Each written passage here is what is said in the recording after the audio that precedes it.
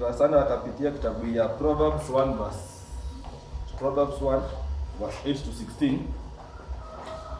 Yeye ina paraphrase mambo yote kuhusu decision making. Sasa akasema point ya kwanza ya decision making, to make decision is personal. Na take note unapitia hii before nifike kwenye Samia kwa ameachia.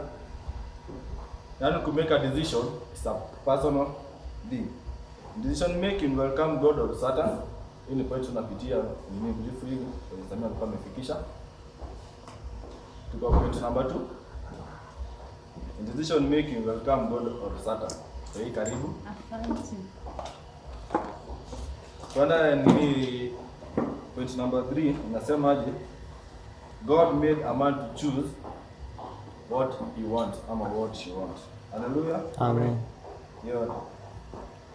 Kwanda point number 4.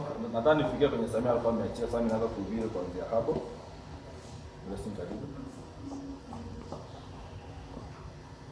Hapo point number 4 inasemaje? You cannot live without decision. Wewe ishi bila maamuzi. Hallelujah. Twende hapo point nyingine. Wana take notes.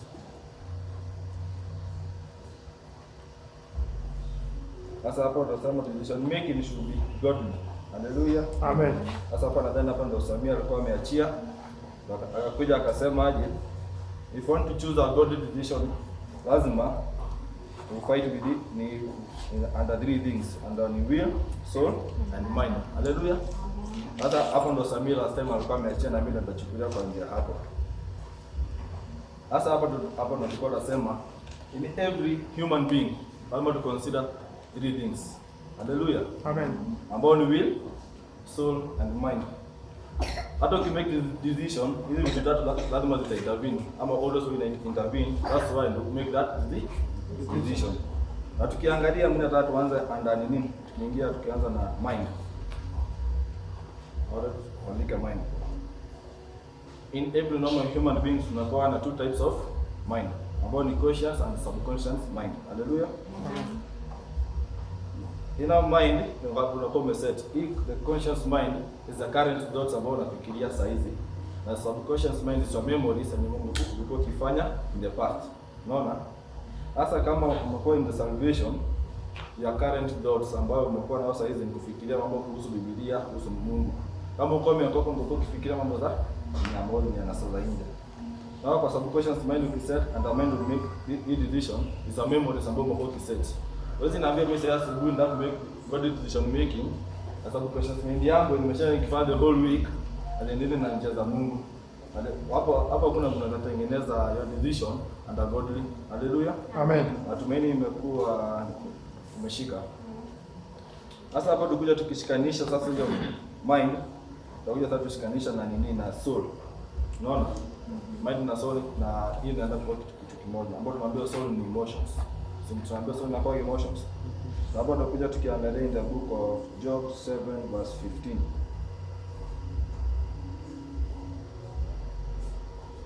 Amefika hapo. Job 7 verse 15.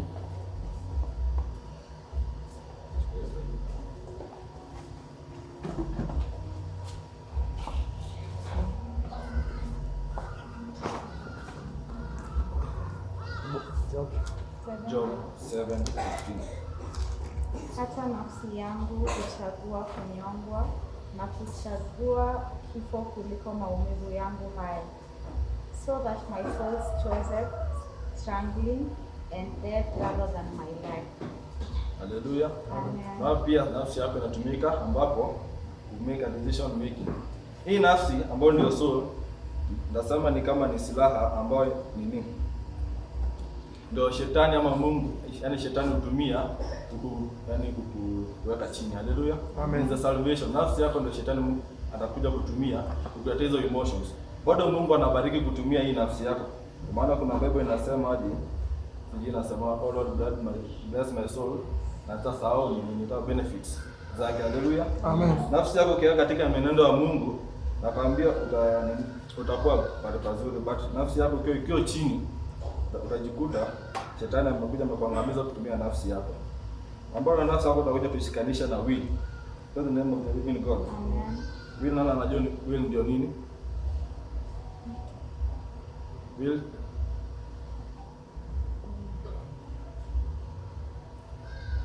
okay, will tuseme ni mwito, na unaona?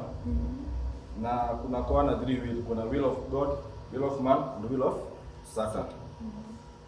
Hata sisi ndio tumeokoka, sisi tunaongozwa na the will of God.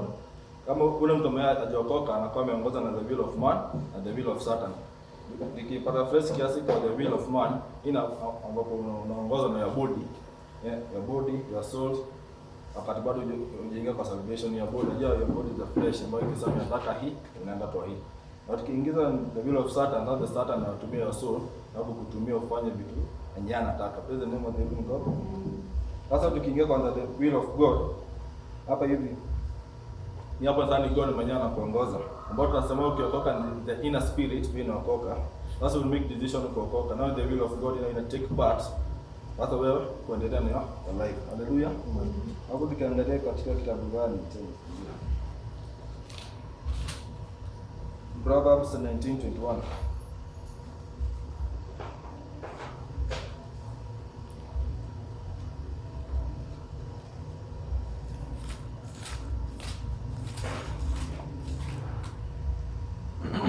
Azae mpumbavu ni kwa huzuni yake mwenyewe, wala baba wa mpumbavu hana furaha. English.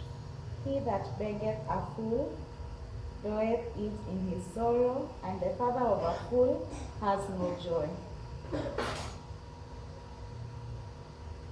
Tukiangalia Proverbs 3 verse 5 to 6.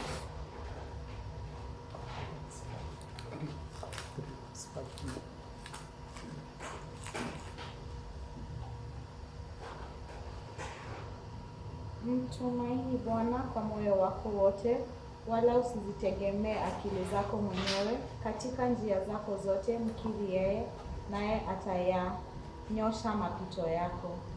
Hallelujah.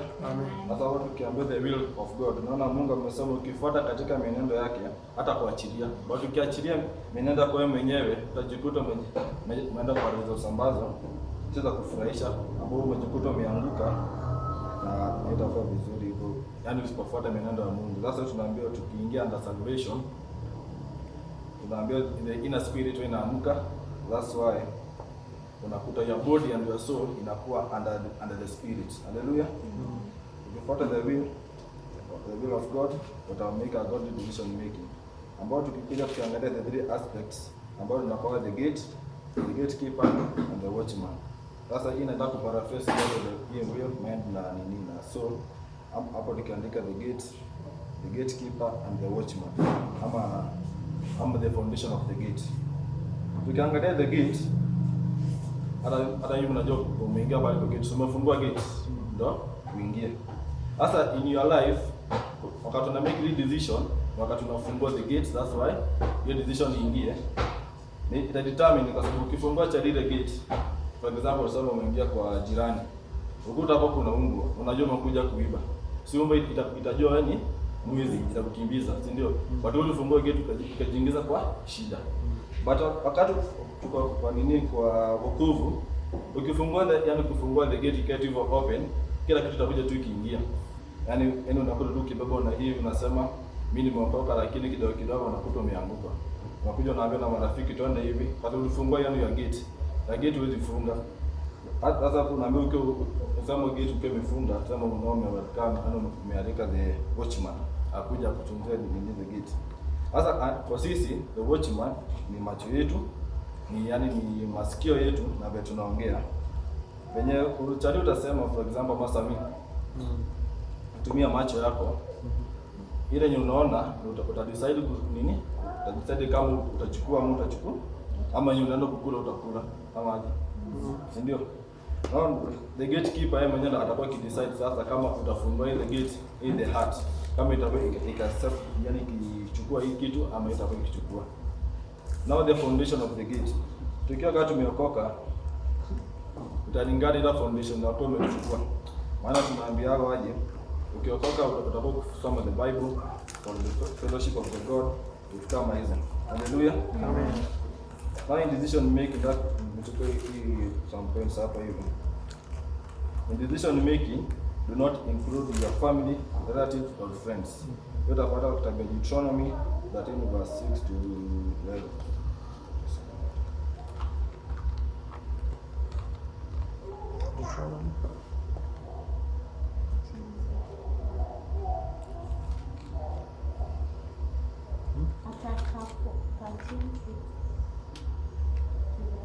Atakapokushawishi kwa siri ndugu yako, mwana wa mamako au mwana wako au binti yako au mke wa kifuani mwako au rafiki yako aliye kama moyo wako, akikwambia twende tukaabudu miungu mingine usiyoijua wewe wala baba zako, katika miungu ya mataifa yaliyo kando kando yenu, karibu nawe au mbali nawe, tokea ncha moja ya dunia hata ncha ya pili ya dunia, usimkubalie wala usimsikize, wala jicho lako lisimwonee huruma, wala usimwache wala usimfiche. Haleluya. Amen. Neno la Bwana imekuwa wide, imejiexpress yenyewe. Ukiingiza familia yako utajikuta wewe mwenyewe umeweka kwa decision ambayo sio hii, kwa sababu unajua kuna kila mtu anakuwa na beliefs zake. Mimi nakuja na kwambia twende kanisa, kumbe leo nataka twende wapi? Disco. Unaona? Sasa nakwambia ino decision usikaribisha mtu yoyote. Hata kama ni hiyo mentors zingine zinataka kuingia kwa prayers. Unaona? Sasa tukiingia kwa hiyo point nyingine nasema aje, decision making you must be a Bible reader so to help you in your decision. Unaona? Yani tunaambiwa the Bible is the material ambayo tunatumiaga inajibu all the questions that tunahitaji. Tukiangalia kwa kitabu ya James 1:22.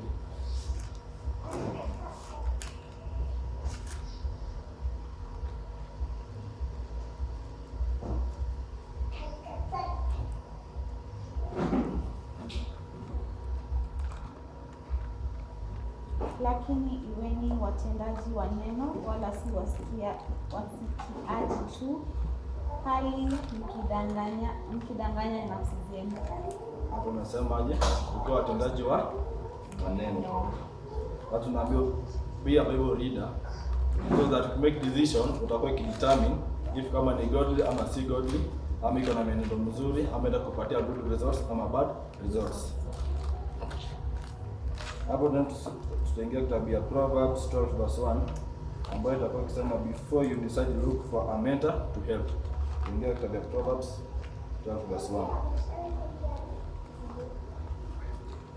Kila apendaye mafundisho hupenda maarifa, bali yeye achukiaye kulaumiwa ni kama mnyama.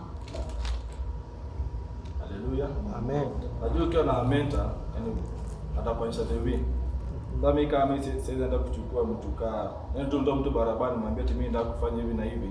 Hata tunaanza kwa njia zake, bado kutafuta a mentor, good mentor mwenye hata ukiangalia anakuwa kama role model wako. Kama nichukue niende na ni chali. Tena ndio atanisaidia kwa mwenendo ya Mungu. But nikitaka tu hivyo naenda nikachukue mtu tu from nowhere, yeye mwenyewe atanielekeza vizuri. Sasa tunaambiwa kuwa na a good mentor wa kusaidia nini? To make your decision. Nini? Ikuwe fun.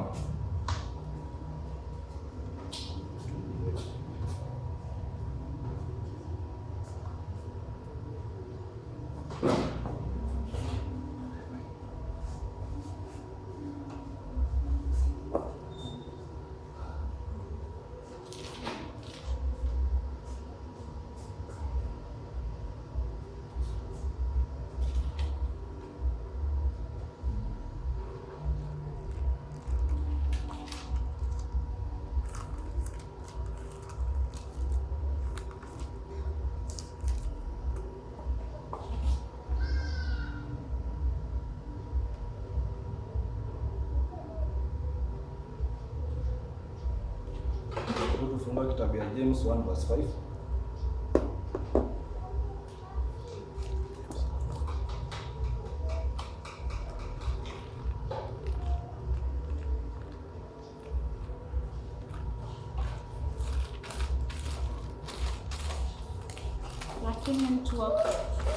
Lakini mtu wa kwenu akipungukiwa na hekima, na dua kwa Mungu awapaye wote kwa ukarimu, wala hakemei naye atapewa.